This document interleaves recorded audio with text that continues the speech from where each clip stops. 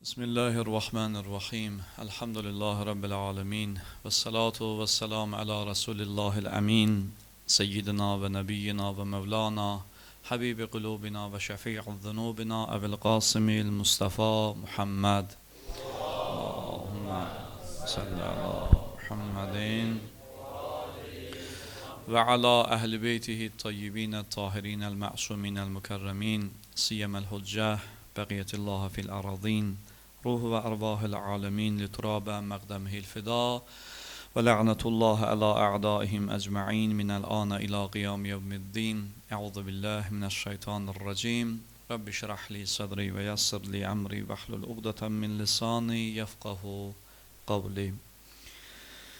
Bugünler Cəmadül Əvvəl ayının 13-cü gecəsi Həzrəti xanım Fatıma-i Zəhra Salamullah aleyhanın şəhadətinə ehtimal olunan ilk gecədir. İkinci gecə isə 20 gün sonra olacaq və bu bizim Əyyamiyyədəki ilk məclisimizdir.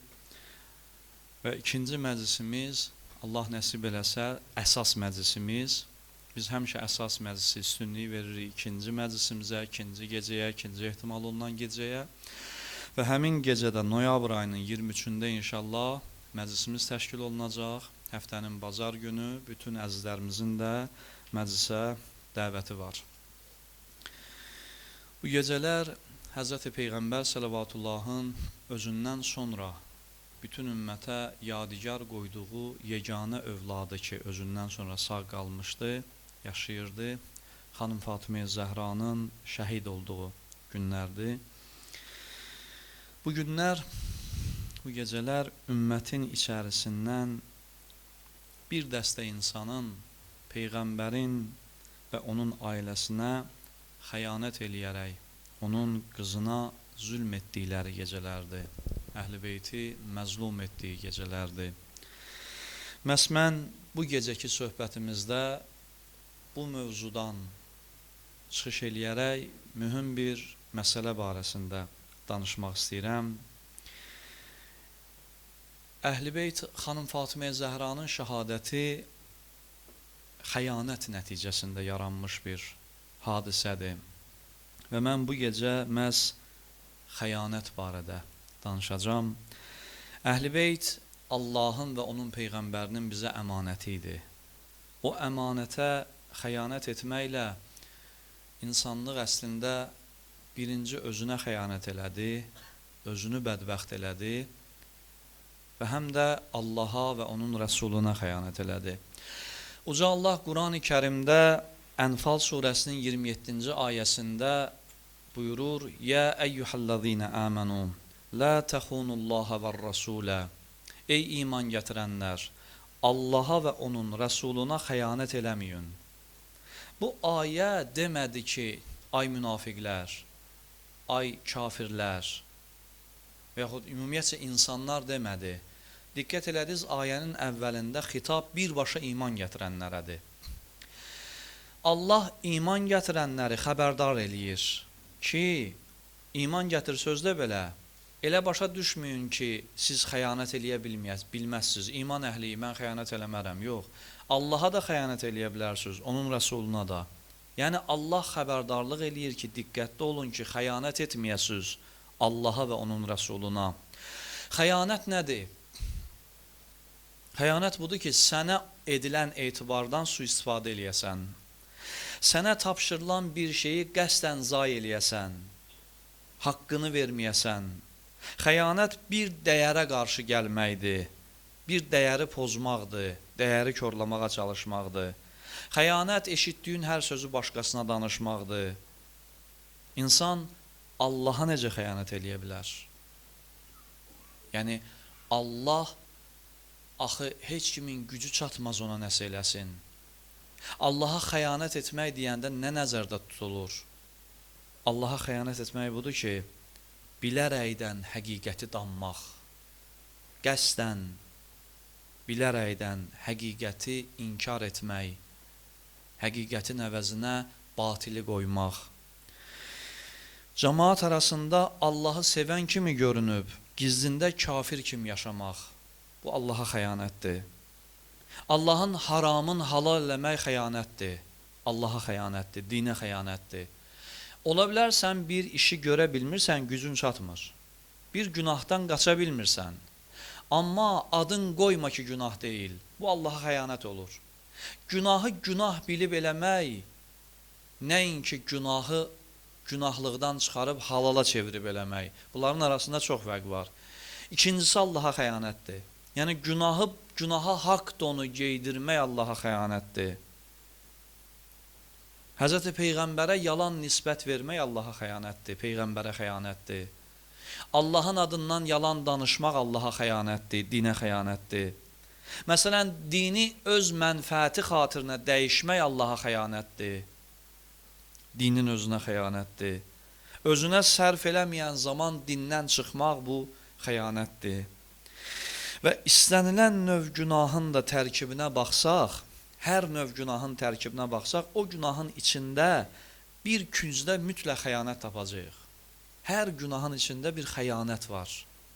Onu mən qismət olar bir gün sizə izah eləyərəm misallarla, necə? Yəni istənilən günaha alternativ yoxdur, yəni istisna yoxdur. Ki bu günahdır, bunun içində xəyanət yoxdur. Hər növ günahın içində bir xəyanət var əslində. Allaha asi olmaq var, xəyanət etmək var. Allahın verdiyi nemətlərlə düzgün davranmamaq da özü xəyanətdir. Allahın ən gözəl nemətləri də məhz Əhl-i-Beytdir. Xanım Fatimə Zəhra ən gözəl ilahi nemətdir ki, bəşəriyyətə onu bir ana olaraq Allah təqdim etmişdi. Onu məzlum etmək, onu qəzəbləndirmək, onun şəhadətinə səbəb olmaq özü elə Allaha və onun rəsuluna xəyanətdir. Və ən qəribəsi də odur ki, xain insanlar, xəyanət edən insanlar həmişə öz xəyanətlərinə çox filosofanə, fəlsəfi don geydirə bilən insanlar olurlar. Ona görə Peyğəmbər sələvatullah buyurur ki, mən öz ümmətim üçün danışığı hamıdan gözəl olan münafiqdən qorxuram. Danışanda elə danışar ki, məst eləyər səni və pozar dinin hər şeyini, dinin rəngin dəyişər, dəyərləri bir-birinə qatar təqdim eləyər, cəmaat da hayıl-mayıl olub qulaq asar, deyər ki, düz danışır. Ona görə ən qorxulu şey xəyanət əhlinin danışmağıdır. Çünki elə filosofanə dəlil gətirər ki, öz sözlərinə ki, sofistika dillərdə buna məntiqi əyər, qəribə işlər görər, təzadları çevirər, düzü çevirər təzada, ortalığa elə bir din çıxardar ki, o dinin içində dəyər anlayışı qalmaz, müqəddəslik qalmaz, Allah övliyalarına məhəbbət qalmaz, Allah vəlisinə itayət qalmaz. Allaha xəyanət, yəni ən kulminasiya nöqtəsini deyirəm sizə. Allaha xəyanət, yəni Allahı nəyəsə dəyişmək. Nəyisə Allahdan daha dəyərli bilmək. Həyatımızda Allahdan qeyrisinin mərkəzdə olması. Ən üstün Allahı bilməmək. Və biz xəyanət eləmək üçün ən birinci nəyə diqqət etməliyik? Xəyanət etməmək üçün daha doğrusu. Nəyə diqqət eləməliyik? Mən xain olmaq istəmirəm. Mən istəmirəm bu ayənin nümunəsi olum. Mən Allaha və onun dininə xəyanət etmək istəmirəmsə, nəyə diqqət eləməliyəm? Birinci növ sevgimə diqqət eləməliyəm, sevgilərimizə. Xəyanəti törədən səbəb sevgidir, məhəbbətdir. Axı biz tam tərsini bilirik, deyirik, sevgi gözəl şeydir, insan Allaha aşiq olmalıdır, Əhl-i-Beyti sevməlidir. Necə sevgi, xəyanət? Bəli, sevgi kontroldan çıxanda, düz ünvana yönəlməyəndə olur xəyanət, insanı xainə çevirir. Çünki xəyanətin kökündə kontroldan çıxan sevgilər dayanır, nəzarət olunmayan sevgi. Hər ürəyin istəyənə qarşı sevgi, hər ehtirasın istəyənə qarşı sevgi, hər nəfsin istəyənə qarşı sevgi insanı gətirər, xain eləyər. İnsan yəni kim? İnsan yəni sevən varlıq. Allah sevgini bizim fitrətimizdə qoyub. Ana övladını sevir, ata balasını sevir, övlad valideynin sevir, müsəlman qardaşını sevir, kişi öz xanımını sevir, xanım öz yoldaşını sevir. Bu sevgilər hamımızda var və biz sevgi ilə bəslənmişik, sevgi ilə yoğrulmuşuq. Allah bizim xəmirimizi sevgi ilə yoğurub. Amma Bu sevgi ki var içimizdə, bu bizi ya xoşbəxt eləyə bilər, ya bədbəxt, ya sadiq eləyə bilər, ya xain. Ona görə ki, nəzarət eləməsək o hissimizə, o bizi tez çevirə bilər. İnsan ağlının meyarı nədədir? Ağıllı olmağın meyarı nədədir? Bir meyarı da nəyi və kimi sevdiyinə bağlıdır. Ağlının meyarı. Kimi aşiqsən, kimi çox istəyirsən, kimi dəyərli bilib sevirsən, sənin o dəyərli bilib sevdiyin sənin ağlının meyarıdır. Ağıllı olmağın ona bağlıdır. Nəyi ürəyin istəyir onu danış, onu de. Bilim ki, nə səviyyədədir sənin ağlın. Arzularını danış. Arzu nədir? Arzu sevginin nəticəsinə yaranır da. İnsan nəyi arzulayır sevdiyini? Arzularını danış, biləcəm ki, sən nə boydasan, ağlın nə qədər işləyir. Bir adam ağıllıdır, yəni bunun tərifi var belədir. Ağıllı insanın tərifi budur. Ona heç vaxt günahı sevdirə bilməzsən, onu heç vaxt haqqa, yaxşı işə qarşı ona nifrət elətdirə bilməzsən. Ağıllı insan günahı sevməyən adamdır. Ona sevdirə bilməzsən, onun elə ağlı iti işləyir ki, o sevgilərini elə kontrolda saxlayıb ki, ağıllı insan, ağlından düz istifadə edən insan. Yəni ona günahı sevdirə bilməzsən. Və şeytan necə yaxınlaşır bizə həmişə? Şeytan bizə sevdiyimiz ünvandan yaxınlaşır. Şeytan mənim sevmədiyim bir işlə mənim yanıma gəlib məni necə azdıra bilər? Bir şey ki, mən onu sevmirəmsə, xoşum gəlmirsə o şeydən, onunla məni necə axmaq zat deyil axı o. O da özünə görə hiləgərdir, o da özünə görə məni yaxşı tanıyır. O mənim sevgimin ünvanını biləndə bir sininin içinə yığır o sevdiklərimi, onları gətirir mənə təqdim edir. Necə ki, o bir misal kimi danışırlar, bəlkə də olub olmayıb, amma qəşəng bir, maraqlı bir əhvalatdır. Deyir, bir insan bir bahalı saatı var idi, çox qiymətli bir cib saatı idi. İşlənmə, müəyyən qaşları, detallar, gümüş, qızılla belə bəzənmiş bir saatdır, bahalı bir şeydir. Onu çox istəyirdi. Hər gün səhər ona baxardı, axşam ona baxıb yatardı. Həmişə də öz üzərində gəzir. Əziz bir, onun üçün çox dəyərli bir şeydir. Deyir, can verən anında müsəlman idi. Can verən anında hamımız o anları yaşasaq, qismət olsa bizə, kaş ki elə can verən anımızda, əhatəmizdə elə öz əzizlərimiz olsun və bizə kimsə tapılsın ki, bir Quran ayəsi oxusun. Kimsə tapılsın ki, bizə bir kəlmə-i şəhadət təlqin eləsin. Can verən anımızda.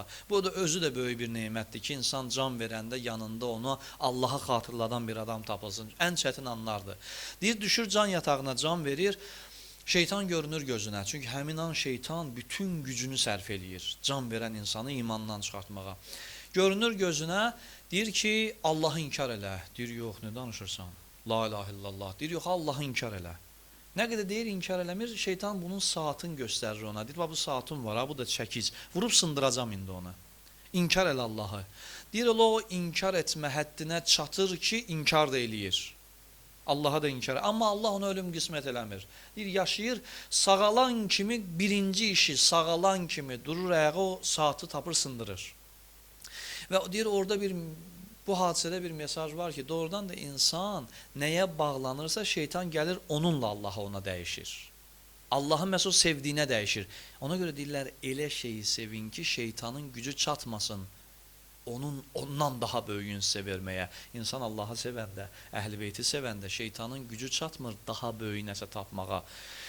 Mən daha çox Allah sevgisinə qərq olmuşamsa, ən çox sevdiyim varlıqlar Əhl-i Beytdirsə, Qur'andır və Allahdırsa, bundan daha dəyərli nə tapıb şeytan məni azdıra bilər ki? Ona görə də şeytan həmişə sevdiyimiz ünvandan gələcək. Sevmədiyimiz yerlərə baxmayaq. Nəyi sevirik? Orada axtaraq şeytanı. Oradan gözləyək şeytanı. Şeytan oradan hücum eləyəcək. Çünki sevgi zəif yerimizdir. Allaha xəyanət odur ki, mən zahirən Allahı çox sevdiyimi göstərim. Ona itaət etdiyimi bildirim zahirən. Amma əməldə başqa şey, xüsusən də günahı Allahdan çox sevdiyim məlum olsun. Bu bir növ xəyanətin açılışıdır. Xəyanət əslində insanın öz həqiqi sevgisinə yönəlməsidir. Yəni mən özümü Allah sevən kimi göstərirdim, amma imtahan gəldi və gördüm ki, mən Allahdan daha çox şeyləri sevərmişəm, Allahdan daha qiymətli bildiyim varlıqlar var. Nə isə Allahdan daha çox qiymətli bilirəm. Bu sərhəd vəziyyəti deyirlər psixologiyada. İnsan sərhəd vəziyyətinə düşəndə məlum olur ki, əslində kimi sevirmiş, nəyi sevirmiş. Ona görə də Həzrəti Rəsulullah sallallahu buyurur ki, sizdən heç biriniz məni, yəni Peyğəmbərimizi, öz atanızdan, ananızdan, övladınızdan və bütün insanlardan çox sevməyənə qədər iman gətirmiş olmayacaqsınız. Yəni Peyğəmbər ən əziz adam deyilsə mənə, mənim imanım iman olmayacaq. Rahat sata bilərəm Peyğəmbəri, başa düşürsünüz? Rahat dəyişə bilərəm onu kimləsə, neyləsə. Necə ki, dəyişənlər dəyişdilər. Ola bilər, mən indi rahatam, imtahan yoxdur deyə elə zənn eləyərəm ki, mən elə ən çox Peyğəmbəri istəyirəm. Amma imtahan vaxtı bilinər ki, mən Peyğəmbərin dediyinə əməl eləyərəm, yoxsa öz istədiyimlə gedib oturub dururam. Uca Allah Hucurat surəsində 7-ci ayda buyurur ki, وَلَاكِنَّ حَبَّبَ إِلَيْكُمُ الْإِيمَانِ buyurur, lakin Allah sizə imanı sevdirdi. Diqqət eləyin ayəyə. Allah sizə imanı sevdirdi. وَزَيَّنَّهُ فِي قُلُوبِكُمْ və imanla qəlblərinizi gözəlləşdirdi, zinətləndirdi. وَكَرَّهَ إِلَيْكُمُ الْكُفْرَ وَالْفُسُوقَ وَالْعِصْيَانِ və sizin içinizdə, sizdə küfrə qarşı, günaha qarşı, Allaha üsyan etməyə qarşı nifrət yaratdı, kərahət yaratdı, ikrah elədiniz. Günahdan, Allaha üsyan eləməkdən. Ulaikə humur raşidun. Uca Allah davamında buyurur ki, onlardır doğru yolda olanlar. Doğru yol üzərində olanlar bu adamlardır. Baxdınız ayəyə, qulaq assınız. Ayədə Allah iman gətirənlərdən deyil, imanı sevənlərdən danışdı. Çünki dinin qaydalarına əməl eləmək, dinin qaydalarını sevməklə ayrı-ayrı şeylərdir. Mən dinin qaydalarına əməl eləyə bilərəm, dinin qaydalarını sevmədən. Başa düşürsünüz? Bu, qorxulu mərhələdir. Qorxuludur bu ki, sevməmişəmsə əlimdən tez çıxa bilər. O şey ki, günahdır, ikrah eləmirəmsə rahat eləyəcəm. O şey ki, sevmirəmsə tez əldən verəcəm. Yəni, mənim bir halım olmalıdır. Günaha nifrət eləməliyəm. İkrah, necə ki, insan iyrənc bir şeydən iyrənər, xoşu gəlməz, burnun tutar, gözün tutar, keçər ki, görməyim, iyi gəlməsin burnuma. Günaha da qarşı insan elə yanaşır. Allah da deyir, bu ayədə buyurur ki, bir dəstə insana mən, Allah öz adından danışır, mən günaha nifrət elətdirdim və qəlblərində imana qarşı sevgi yaratdım, qəlblərini imanla bəzədim. Deməli, Allah yaradır bu sevgini də, içimizdə Allah yaradır bu sevgini. Bəs Allah kimdə yaradır bu sevgini? Kimdir bu seçilmiş adamlar, kimdir bu doğru yolda olan insanlar, Allah onlar haqqında tərif verir. Bunu da deyim əvvəldə, sonra deyim kimlərdir. Dinə əməl eləyən o qaydaları poza bilər, günah da eləyə bilər. Amma dinin qaydalarını sevən adam dinin əməllərindən əl çəkməz. Günaha nifrət eləyən də günah eləməz. Allah niyə bəndələrinə imanı sevdirir və niyə qəlblərində imana qarşı nifrət yaradır? Səbəbi çoxdur. Bir səbəbi də budur. Bir səbəbi də budur ki, qəlbimizdə imana qarşı sevgi yaranmasının və qəlbimizdə günaha qarşı nifrət yaranmasının ən böyük səbəblərindən biri ki, məhz o səbəbdən Allah bizim qəlbimizdə imana sevgi, günaha nifrət yaradır. Əhl-i beyti sevməkdir. Əhl-i beyti sevmədən, Allah dostlarını sevmədən, Peyğəmbərimizi sevmədən, Həzrəti İbrahimi, Həzrəti Davudu, Həzrəti Yusufi, o Allah övliyaların sevmədən dini də sevə bilməyəcəksən. Dinin qaydalarını da sevə bilməyəcəksən. İman sənin qəlbivə sevgi şəklində daxil olmayacaq. Allah o adama dini sevdirəcək ki, dinin ən gözəl təmsilçisini sevə bilib, ixtiyari şəkildə. Mən Peyğəmbərimi sevən zaman Allah mənim qəlbimə iman sevincini qoyur, iman sevgisini qoyur. birinci addımı mən atmalıyam. Allahın yer üzərindəki vəliləri kimdirsə, onları sevməklə şeytan Adəmi sevə bilmədi. Amma Allaha itaat eləyirdi, gördünüz? İtaat eləyirdi, namaz qılırdı, ibadət eləyirdi. Səndən də, məndən də çox. Yarandı Adəm. Adəm kim idi? Allah dostu, Allahın övliyası, vəlisi, canişini, seçilmişi, ən kamil varlıq, ən gözəl varlıq, ən ali xislətə sahib, Allahın ruhundan, birbaşa özündə Allah ruhundan olan bir varlıq, Allahın ruhundan üfürlərək yaradılmış bir varlıq. Şeytan o seçilmişi, o gözəlliyi sevə bilməyən kimi Allah nə dedi ona? Kafirsən. Yəni Allah onu imansızlıqda ittiham elədi. İttiham yox, əslində həqiqətin üzə çıxartdı və nə görsətdi bizdə, nə gördük burada? Adəmi sevə bilmədinsə qəlbində mənə olan iman sevgiyə çevrilməyəcək. Allah qovdu onu. Yəni imanı sevgiyə çevrilmədi. Xəyanət əhli olmamaq üçün nə lazımdır? Xəyanət əhlinə çevrilməmək üçün nə lazımdır? İmanı sevmək lazımdır. İmanı sevmək üçün nə lazımdır? Əhl-i beytə çox şiddətli məhəbbət lazımdır. Çünki onlar imanın özünü təmsil eləyənlərdir. Sən ədaləti sevirsənsə, ədalətli kişi olan Əlini sevməyə bilməzsən. Əgər həqiqətən də Əlini sevsən, ədaləti də sevəcəksən, namazı da sevəcəksən, dində itaati də sevəcəksən. Allah onların məhəbbətində bir sir yaradıb. Əhl-i beytin məhəbbəti iksirdir.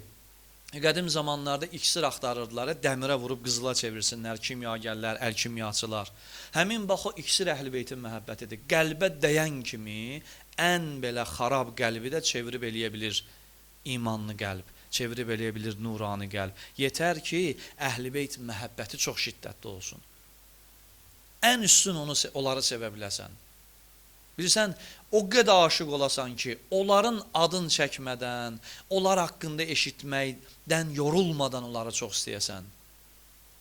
Hər gün Əhl-i beytdən nəsə öyrənməyə çalışasan, onları yad edəsən, onlarsız yaşaya bilməyəsən, təsəvvür eləyə bilməyəsən özünü. Yəni adam İmam Sadiqsiz özünü təsəvvür eləməsin, İmam Hüseynsiz özünü təsəvvür eləməsin, İmam Rızasız təsəvvür eləməsin, Peyğəmbərsiz təsəvvür eləməsin. Necə bir həyat ki, orada xanım Fatimə yoxdur. Mən neynirəm o həyatı ki, orada o yoxdur. Adam darıxsın onların məclisi üçün. Şövqlə, belə sevə-sevə, sevinə-sevinə dursun gəlsin onların məclisinə, onların yad olunduğu məclisə. Mən ona görə qorxuram ki, bir yerdə Əhl-i beyt məclislərinə insanlar gəlmirsə, orada qorxulu bir hal var. O qorxulu hal budur ki, həmən insanlar imanı sevə bilməyəcəklər. Əhl-i beyt məclisinə, onların məhəbbətinə şövqü olmayan insanın imanında sevinci olmayacaq, sevgi olmayacaq. Allah hökmlərini bizə, fikir verirsiniz Allah necə bir iş qurur. Allah onun hökmlərini, yəni dinin qaydalarını bizə sevilməyə ən layiq insanların dili ilə çatdırır. Yəni Allahın dinin kim gətirdi dünyaya? Peyğəmbər səllallahu ən ali adam, ən gözəl insan. Ən gözəl də, Peyğəmbər haqqında bunu deyə bilərik də, elə ən belə adama xoş gələn söz, ən gözəl adam, pak insan, sevilməyə ən layiq adam gətirdi dini. Allah dinin sevilməyə layiq adamın dili ilə, əməli ilə gətirdi ki, bizə onu sevməklə o dini də sevəcəksən. Ona məhəbbətlə dinə məhəbbət göstərəcəksən. Onu sevməklə Allaha məhəbbətin artacaq. Təsəvvür edin ki, məsələn, bir kənddə, biz kənddə yaşayırıq, kənd misal çəkirəm. Bir kənddə heç kimin xoşuna gəlməyən, hamının zəhləsi gedən, nifrət elədiyi bir adam din adından danışır. Sevərsiniz o dini. Onun danışdığı din ikrah yaradar adamda. Çünki varlığı sevilməyən, varlığı nifrətə layiq bir adamın danışdığı din heç vaxt adamı sevdirmə. Din heç vaxt insanın sevimlisi ola bilməz. Sevgi əvəzinə nifrət yaradar insanlarda. Ona görə də dinin özü qədər, dini təqdim eləyən insanın şəxsiyyəti də önəmlidir. Dinin özü qədər önəmlidir. Bizim imanı sevməyimiz onu kimdən öyrənməyimizə bağlıdır. Kimdən öyrənəcəyimizə bağlıdır. Ona görə Allah ən gözəllərini seçir, onların əli ilə dini bizə təqdim eləyir ki, onları sevməklə o din seviləcək, Allaha gedən yol seviləcək, itaət və ibadət seviləcək. Bir namaz təsəvvür eləyin ki, o namazın yanında Peyğəmbər yoxdur, əleyhissalam yoxdur. Mən Əlinin necə namaz qılmasın oxuyub öyrənə-öyrənə, eşidə-eşidə namazı olan məhəbbətim çoxalır. Bu qaydadır da, belə olur bu. Mən Əlinin Allaha olan münacatlarını oxuya-oxuya Allaha məhəbbətim artır. Mən şəxsən sizə bir söz deyirəm, Allahdan uzaq düşəndə, içimizə bir günah istəyi düşəndə ən gözəl metod, məsələn, İmam Səccad əleyhissalamın Səhifə-i Səccadiyyəsini oxumaqdır, Allaha münacatlarını oxumaqdır. Allahla necə danışıb? Baxırsan imamın Allahla münasibətinə, Allahla münasibətin dəyişir. Yəni, onlara baxanda sənin dini olan münasibətin dəyişir. Sənin Allaha olan münasibəti dəyişir İmam Hüseyin, dəyişir İmam Əli. Niyə onlarla mübarizə aparılır bəziləri tərəfindən? Məhz bu səbəbdən Allahla münasibət korlansın deyə. Allahla münasibət korlansın deyə bəzən tövhid adı ilə Əhl-i Beytlə mübarizə aparılır. Onların əzadarlığı ilə mübarizə aparırlar. Mövlud məclislərini qadağan eləməyə çalışırlar. Mövlud yoxdur dində. Deyirəm, biz bəyəm iddia eləyirik ki, imamlar mövlud eləyib. Biz deyirik ki, biz sevgimizdən dolayı onların xatirə gecəsində oturub onlar haqqında danışırıq. Nəyi pisdir? Onların həyatı haqqında eşidəndə Allaha şövqümüz çoxalır. Allaha məhəbbətimiz artır. Yəni, bir iş ki, Allahın dininə olan məhəbbəti çoxardılırsa, sənin dərdin nədir? Oyla mübarizə aparırsan. Nə işin var oyla mübarizə aparırsan? Axı, mən Əlini sevməklə nə vaxtdan günaha sevdim ki, sən deyirsən ki, Əlinin niyə mövludunu qeyd eləyirsiniz? Misal üçün, ya İmam Hüseyni sevməklə, onun müsibətində yanmaqla, ağlamaqla nə vaxt günaha sevdim mən? Bu ağlamaq mənə günahı sevdirdimi? Bu ağlamaq mənə imanı sevdirdi. Bu ağlamaq mənə namazı sevdirdi. Mən Aşurada imamın son namazını eşidib ağlayan insanamsa, mən namaza aşıq olmaya bilmərəm axı. Bu işlər mənə ibadəti, Allaha olan itaəti sevdirir. Ona görə biz Əhl-i Beyti sevməliyik ki, o sevginin nəticəsində ilahi sevgiyə çata biləcəyik. Və Əhl-i Beytin sevgisi özü həm vasitədir, həm də özü elə dəyərin özüdür. Qəribədir, həm onları sevməliyik onların özünə görə, həm də onlar sevilməlidir ki, onlar bizi Allaha sevdirəcəklər. Baxın, həm özləri sevgiyə layiqdirlər, həm də onların sevgisi Allah sevgisinə çatdıracaq bizi. Ona görə də yaxşılığı özü yaxşı olan adam sevdirə bilər həmişə. Mən yaxşı deyiləmsə, yaxşılığı necə sevdirə bilərəm sizə? Özüm ən pis işi görüb, ən yaxşı işdən danışsam sevərsiniz? Yox. Ən yaxşı adamları Allah təyin elədi, ən yaxşılardan, ən yaxşı işlərdən danışmağa ki, rahat sevə bilək. Bəziləri niyə xəyanət etdi Allaha və dinə? Çünki o dinin təmsilçilərini sevə bilmədi. İnsan dinin təmsilçisin ən gözəl şəkildə təmsil eləyən adamı sevə bilməyəndə Allaha və dinə rahat xəyanət eləyəcək. Sizə Quran-ı Kərimdə Əraf surəsində 175 və 176-cı ayələrdə keçən bir hadisəni danışım. Yavaş-yavaş sözümü tamamlayayım. Uca Allah buyurur ki, Peyğəmbərinə xitabən buyurur. Peyğəmbər, vətlu aleyhim nəbəəlləzi ətəynəhu əyətinə. Ya Rəsulum, onlara ayələrimizi əta elədiyimiz, ayələrimizi verdiyimiz şəxsin əhvalatını danış. Bu şəxs kimdir? Bələm Bağur adında bir nəfərdir. Həzrəti Musanın zamanında yaşayır. Allah onun haqqında görün ilk ayədən nə dedi? Ayələrimizi verdiyimiz, yəni nişanələrimizi verdiyimiz. Deməli, yaxşı adamdır bir adam ki, ona nişanə verilib. Ayələrdən nişanəsi var bu adamın. Ne deyəcək ki, yəqin yaxşı bir söz deyəcəkdir Allah onun haqqında. Bir adam ki, belə təriflənirsə, davamı yaxşı gəlməlidir. Amma ayəyə qulaq asın. Uca Allah davamında buyurur. Fənsələxə minha. o onların hamısını tərk elədi. Çıxdı ayələrimizdən, çıxdı bizim hökmlərimizdən. Yəni o bu ayələrin əhatəsindən çıxdı.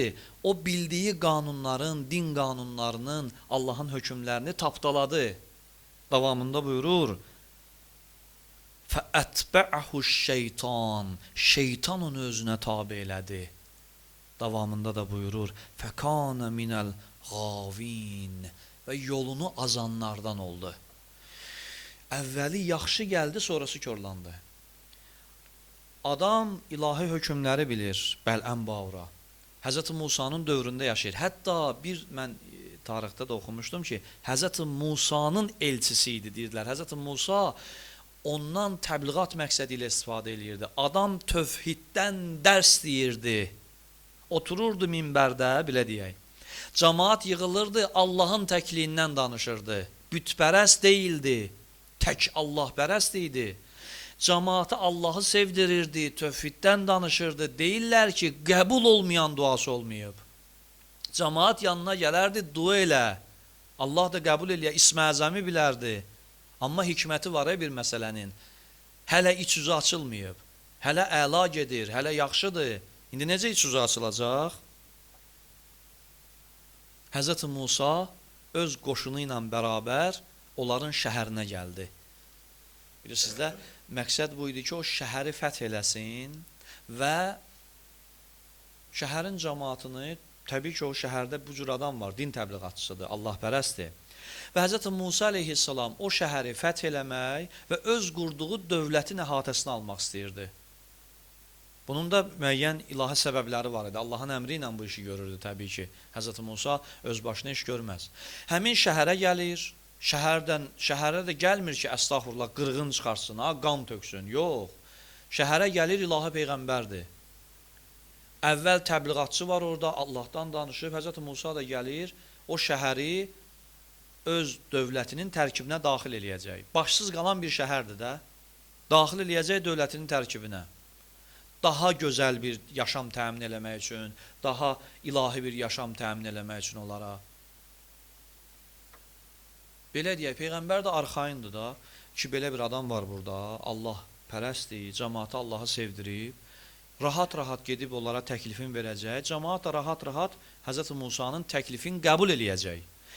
Gəldi o şəhərin qapısına qədər, cəmaat xəbər tutdular ki, Həzrəti Musa gəlir. Bəzi günahkarlar ki var idi, işlərində fasiqlər var idi, nəfspərəstlər var idi. Onlar bildilər ki, Həzrəti Musa ilə baş eləyə bilməyəcəklər. Yəni, onlar öz bildiklərini Musanın hökumətində eləyə bilməyəcəklər. Musa bir hökumət qursa onların şəhərində, onlar rahat günah eləyə bilməyəcəklər, bəzi pozğun işlərlə məşğul olaya bilməyəcəklər. Durdular, gəldilər bu Bələm Bağuranın yanına. Dedilər, xəbərin var, Həzrəti Musa gəlir, dedi, bəli. Məsələn, dedilər, nə düşünürsən? Dedi, necə nə düşünürsən? Allahın Peyğəmbəri gəlir bizə xoşbəxtlik gətirməyə. Burada nə düşünmək? Hamımızda o xoşbəxtlik, o saadəti, ayağımıza gələn o saadəti qəbul eləməliyik. Bunlar dedilər, yox. Biz istəmirik. Bizə eləsən bəssən. Sən varsan da burada, da Həzrəti Musa nöş gəlir.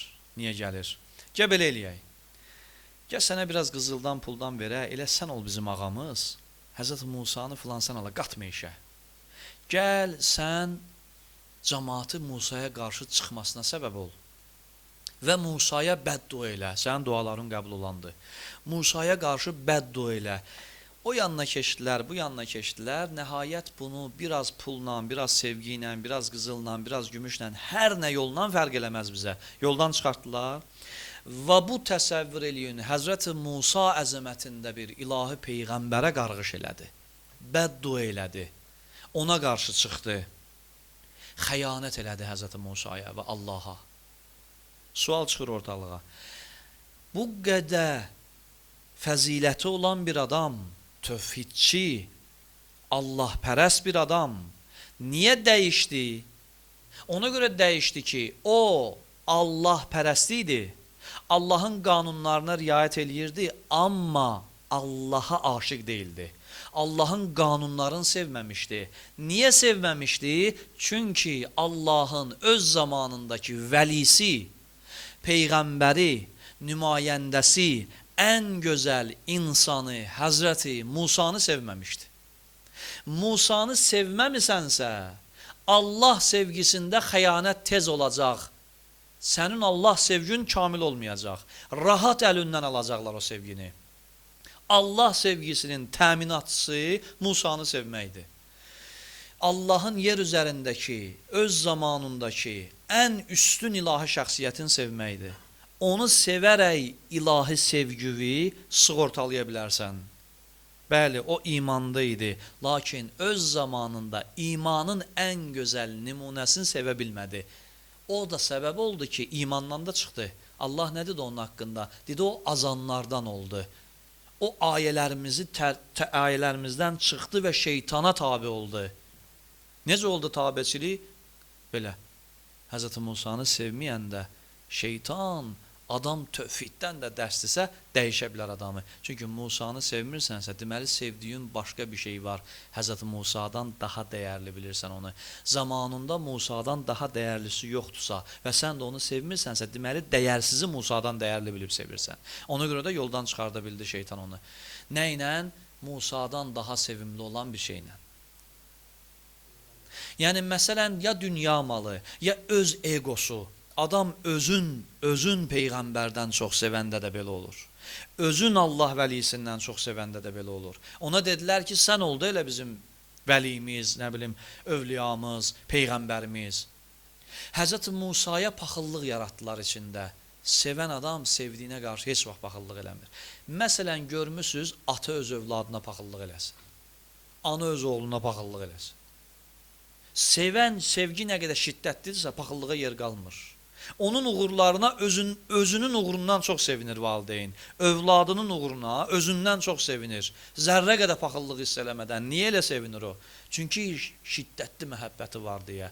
Adam Həzrəti Musanı şiddətli məhəbbətlə sevsəydi, onun peyğəmbərliyinə itaət eləməyi də sevəcəkdi, onun Allahına itaət eləməyi də sevəcəkdi, onun dininə itaət eləməyi də sevəcəkdi.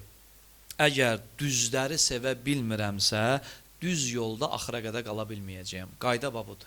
Xəyanət ona görə eləyirlər ki, düzləri sevə bilməyib, düz yolda olmaq iddiası eləyirlər. Əlini sevə bilmədən, mən Peyğəmbərin dinindəyəm deyən adam yalan danışır. Əli əzəmətində imanın nümunəsini, təmsilçisini sevə bilmirsənsə, sən imanın özünü heç vaxt sevə bilməzsən. Şeytan üçün səni dindən çıxartmaq çox da rahat olacaq. Ona görə də söhbətimizin nəticəsi bu oldu ki, əyyamın ilk günündəki insan Allaha və onun rəsuluna xəyanət etməmək üçün imanı sevməlidir. İmanı sevmək üçün də imanın ən gözəl nümunələrini sevməlidir. Allaha həmd olsun ki, Allaha şükürlər olsun ki, bizə qismət eləyib o imanın ən gözəl nümunələrini sevməyi. Nə qədər Əhl-i-Beyt sevgisi daşıyırsınızsa qəlbinizdə, arxayın ola bilərsiniz ki, siz imandan çıxmayacaqsınız. Elə ki, o sevgi azaldı və yerin başqaları tutdu, onda imandan çıxmaq çox rahat olacaq. Hər şeyi qoyaq bir kənara, bizim üçün Peyğəmbərdən əziz adam olmasın. Bizim üçün Əlidən əziz insan olmasın. Bizim üçün xanım Fatimədən əziz insan olmasın həyatımızın. Mehvəri onlar olsun. Sevgimiz, məhəbbətimiz, eşqimiz yönəlsin onlara, onlardan satsın başqalarına. Onlara yönələn sevgi 1-ə 1000 qat artıb yönələcək Allaha. 1-ə 1000 qat artıb yönələcək Allaha. O primitiv misal çəkim, dönə-dönə üzr istəyirəm. Transformator qoyurlar, elektrik enerjisi gəlir, zəifləyir, o gücləndirir, ötürür. Bizim sevgimiz, Allah çox lətif varlıqdır da, maddi deyil axı. Onu sevmək biraz çətindir, dərin məsələdir. Ona olan sevgi, dünyada bizimlə yaşayan, onun nümayəndələrini, ona olan sevgi ilə bəslənmiş, varlığından Allah sevgisi daşan insanları sevməkdən keçir. Çünki onlar Allaha gedən sevgini şiddətləndirib ötürürlər Allaha. Onlara olan sevgi Allah sevgisi yaradır. Onlara olan sevgi namaz sevgisi yaradır. Əliyə olan sevgi kişilik sevgisi yaradır, mərdlik sevgi. Əlini mən sevirəm, mərd də öləm, yox, yalan danışsan. Əli sevgisi səndə mərdlik, Əliyə bənzərlik yaradacaq. Çünki sevən sevənə bənzəyir. Sevən sevdiyinə bənzəyir. Mən sevirəmsə onun kimi olacağam. Demirəm ki, taçacam, ta o necə idi, mən də olacam. Ona bənzəyəcəm də, ona bənzəyəcəm. 1, 2, 5, 10 xüsusiyyətimdən bənzəyəcəm o kişiyə, o kişilərə, o insanlara. Ona görə hər şey bir kənara, Əhlibeyt sevgisi bir kənara. Hər şey bir qırağa, Peyğəmbərin məhəbbəti bir qırağa, xanım Fatimənin məhəbbəti bir kənara, Əhlibeytin məhəbbəti bir kənara. Və heç nə ilə müqayisə eləməyin bu məhəbbəti və heç nəyə də imkan verməyin bu məhəbbəti əlvüzdən almasınlar. Bu məhəbbət əlimizdən çıxsa, Qurana qarşı diqqət də, Allaha olan dəyər də, sevgi də, namaza olan şövq də əlimizdən çıxacaq. Allahın verimiz rəhmət və cəlalına, bu günlərin hörməti xatirinə Allah bizi Əhlibeyt sevgisindən məhrum eləməsin inşallah.